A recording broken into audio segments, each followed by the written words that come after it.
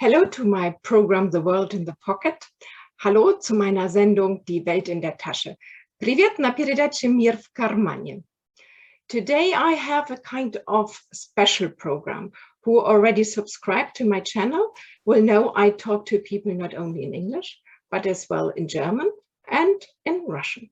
So a very good reason to talk to Anna Ostrovsky, a multi-talent linguist. Привет, Anna.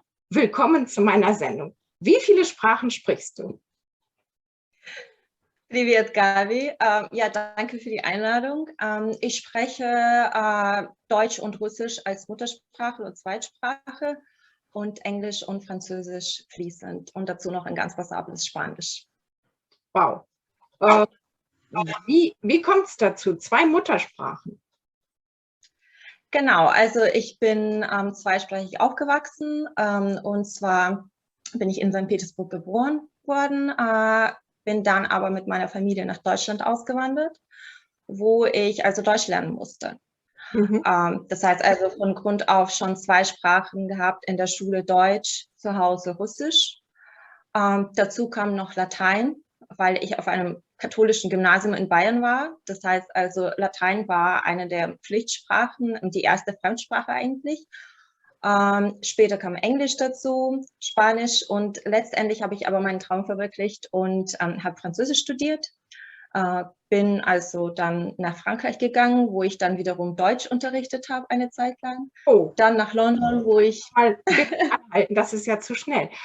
Значит, русский твой родной, родители оба русские, но ты был слишком еще молодая, ты все время в школе была в Германии, правильно?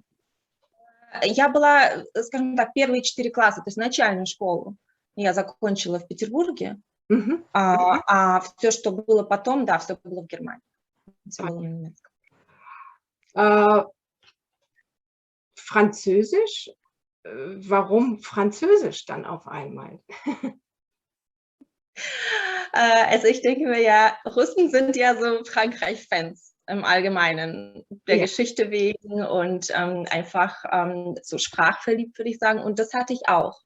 Also ich hatte das von meinen Eltern, die aber auch kein Französisch gesprochen haben, sondern einfach nur Fans waren und von der Sprache, von der Musik. Und der Anstoß war eigentlich, dass wir so eine Kassette hatten zu Hause, ja, so lange ist es schon her. Und das war also so ein Mixtape mit französischen Chansons. Und da gab es alles drauf von Edith Piaf, Yves Montand, Charles Aznavour. Und das hat mich so fasziniert, einfach die Klänge, der Klang der Sprache, dass ich eigentlich total verzaubert war und mir gedacht habe, das will ich unbedingt verstehen, erstens, was da gesungen wird und zweitens will ich das auch irgendwann mal sprechen können. Und hatte aber leider nie Französisch in der Schule. Als ich dann aber fertig mit dem Abitur war, da dachte ich mir, jetzt ist die perfekte Gelegenheit, die Sprache endlich mal grundlegend zu lernen, zu erlernen. Und ja, das habe ich dann auch gemacht. Du sagst, du hast mit Latein in Deutschland angefangen. Wie hast du denn Latein empfunden? Also für mich ich habe Latein erst an der Uni gemacht, nachdem ich Englisch, Russisch und Französisch und sogar schon Polnisch hatte an der Uni. Aber das war für mich so auf Englisch würde man sagen, ein Eye-Opener, weil ich da nochmal richtig verstanden habe, wie Sprachen eigentlich ticken. Wie war das bei dir? Also bei mir hat Latein war für mich was ganz Natürliches und Alltägliches. Wie gesagt, ich habe sofort praktisch mit Deutsch und Latein angefangen. Also beide Sprachen gleichzeitig gelernt. Und das war auch das Beste, was mir passieren konnte, weil nämlich Latein zum einen so den Grundstein gelegt hat für die weitere Laufbahn. Nicht nur, was das Romanische angeht, also Französisch und Spanisch, das ja aus dem Lateinischen hervorgegangen ist, sondern wirklich diese Struktur und Logik der Sprache zu erfassen und zu sehen und damit zu arbeiten.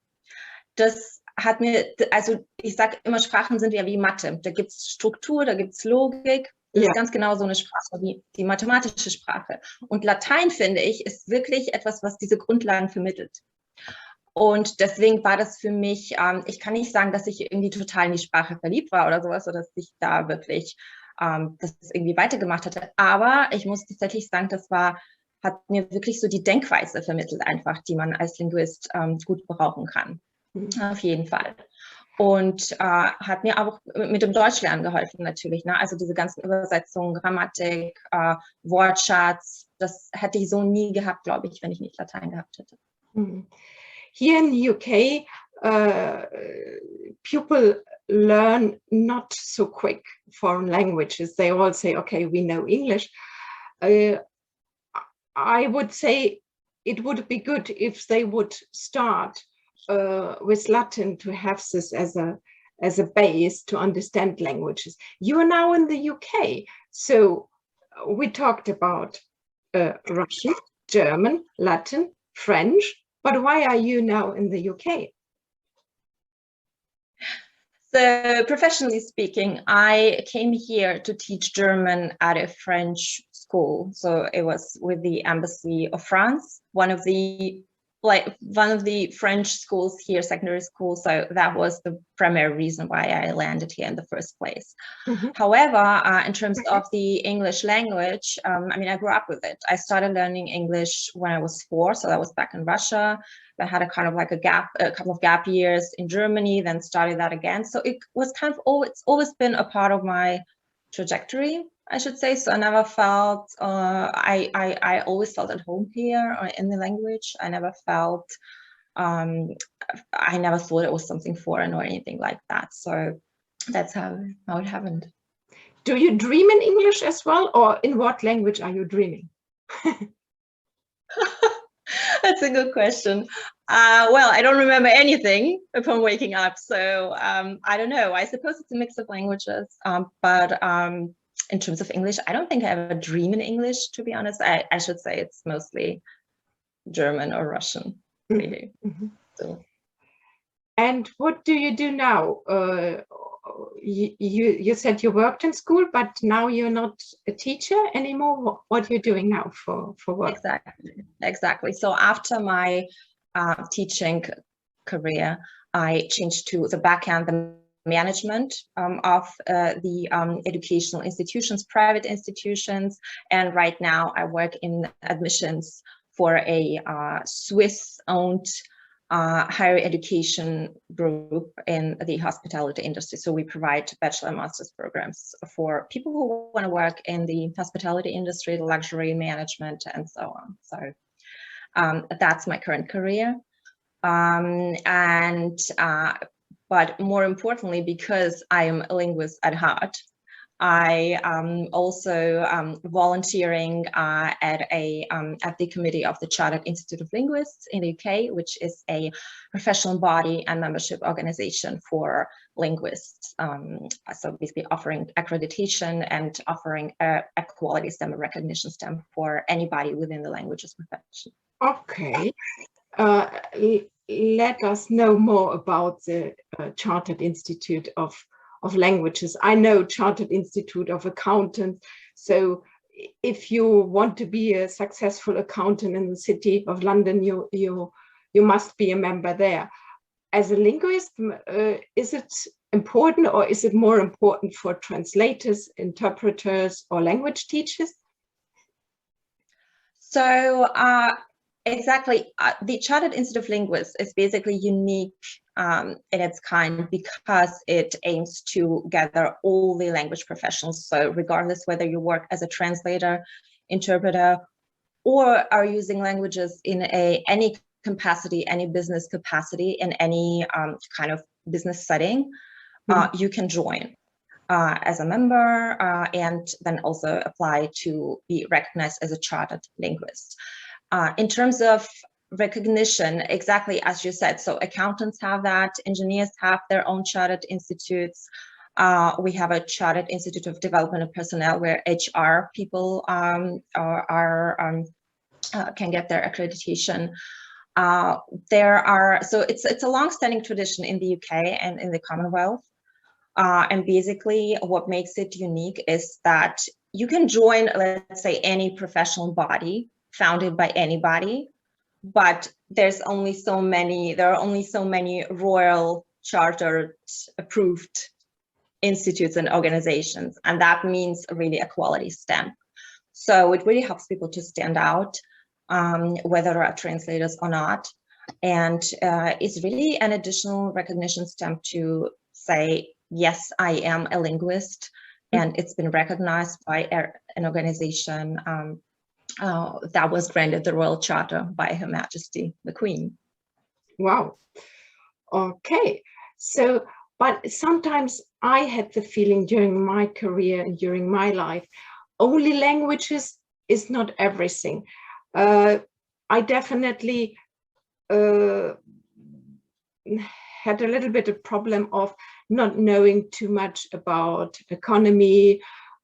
So where would you see, where could somebody work as well and go without fear to a job application and say, okay, I'm a linguist, but I will do this job anyway, and very good. So that's a very good question. I mean, the primary mistake that I see people make who have started languages or any sort of humanities degree that doesn't lead to a job title is that they also say, you know, I'm a linguist, or I'm a historian, or I'm just anything that's really academic specific, but not business specific. So the first step is to really detach from that title, a linguist. So if you want to do something that is more on the commercial side, where you are part of a business setting, corporate environment, where you're not a teacher or you're not a translator, then you have to adapt to the market. So people usually start by thinking, what can I do with languages? And that, of course, is a dead end, right? Because you can't do anything, because if you look at it like that, then you are a linguist, and that's not something that's being in demand, right? But if you say, what's the marketplace and what can I offer, and where's my niche? And you kind of try to find that niche not only based on I speak French, or I speak German, or I speak Russian, because that's not of value to employers. A lot of people do that. But where you say, I can use my skill set to solve the specific business problems that those businesses have, and that's my job title. And of course, you have to be open that it's not going to be the same job title for the rest of your life, which is probably the case for most people right now. So, so really thinking about the marketplace and thinking about your positioning, not only specifically, you know, clinging to linguistics and languages, but having this broader view, and doing the research. That's really the first step. Yeah. So I would definitely agree with you. So unfortunately, if you work in school, you have to like train the pupil that they do the right grammar and have the right words and know it to 100% to get the A stars. But and now I will switch on to Russian. Но если ты в стране и тебе приходится использовать язык, тогда неважно, там грамматика на 100% важна. Я вот всегда расскажу историю в 80-х, когда я как студентка жила в России, и очень было трудно купить продукты, и там не были супермаркеты, и если они были, тогда они были пустые.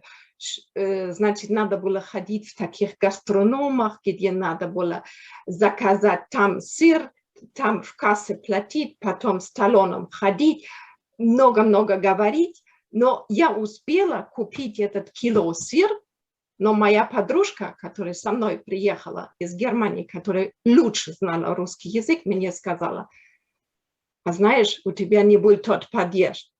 Я сказала, ну какая разница? У нас сейчас сыр есть, и это важно. So, what do you think? Can we go away from this 100% of speaking a language correctly, but doing a good job? Yeah, absolutely. I mean, that's exactly the point. I think fluency and really a correct grammar is overrated and overestimated, to be honest. I think nobody expects you to be completely fluent in any language unless you're really a teacher or a translator, where the job itself is basically the language. Mm-hmm. For everything else, it's really more important for employers and for clients really that you have a business acumen, that you can do business analysis, that you know what the client needs. And if your language skills are satisfactory for that purpose, then that's fine. So I think really in a professional setting, it's really not that important. And that doesn't mean, I do advocate for a certain level of correct grammar, of course.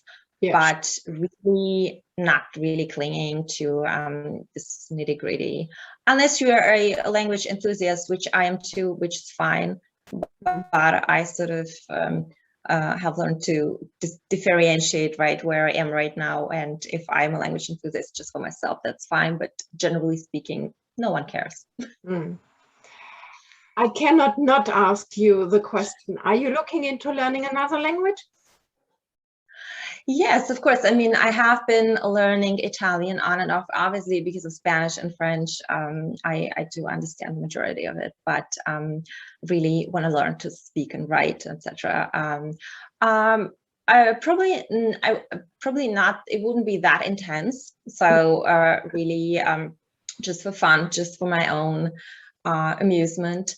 And generally, if anything fascinates me, I would love to learn, a little bit get some notions of Chinese, for example, or Japanese, or Hebrew even. So something that's not European language anymore, just to get a feel for it, but more really for research purposes and just for fun. Yes, I'm again and again started Chinese, but I think my brain is too full already. I don't get it all in. I now gave it to my son. He learns it proper. But there were situations again where during it comes out that I'm a little bit older. During the fall down of the USSR, I started to learn suddenly Georgian, because a lot of my Georgian then friends, they didn't want to speak anymore Russian. So that was then a little bit helpful, and they appreciated this as well. The same with Uzbek.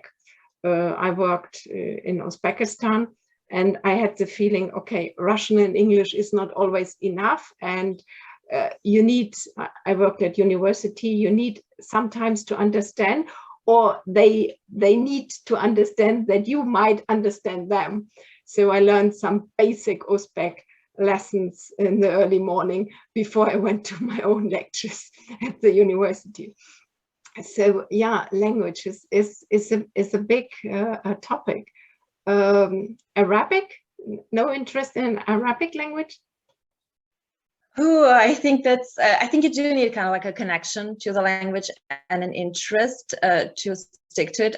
Right now, I wouldn't say I would want to learn it, but who knows? Who knows? Sometimes you can just fall in love with the language, and then you want to learn it and understand it. And let's see.